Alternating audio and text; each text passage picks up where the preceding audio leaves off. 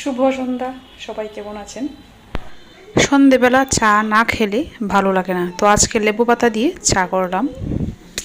এই যে চা নিয়ে নিলাম, চার সাথে হচ্ছে টোস্ট বিস্কিট। ঘরে কোনো মাছ নেই, বলছিলাম মাছ নিয়ে আসার জন্য, তো আজকে মাছ নিয়ে আসছে, রুই মাছ কেটে কুটে নিয়ে আসছে একবারে, ধুয়ে ফ্রিজে রেখে দিব। খাওয়া শেষ, এখন এগুলো ফ্রিজে রেখে দিব। রেখে দিলাম ফ্রিজে।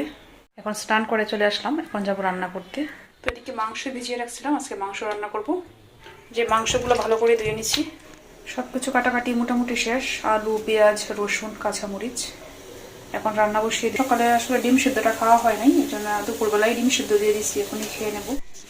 সব কিছু যেহেতু রেডি, রান্নাটা বসিয়ে দিব। যে ভালো করে মশলাটা কষিয়ে নিচ্ছি, মশলাটা কষিয়ে তারপরে মাংসটা দিয়ে দিব। তো মশলা কষানো শেষ, দিয়ে দিয়েছি মাংসর সাথে মশলাটা ভালো করে কষিয়ে নিব। এদিকে ডিম সিদ্ধও হয়ে গেছে, এদিকে মশলা কষানো প্রায় শেষ, ঝোল দিয়ে দিব। ঝোল দিয়ে দিয়েছি, এদিকে মাংস রান্না কমপ্লিট।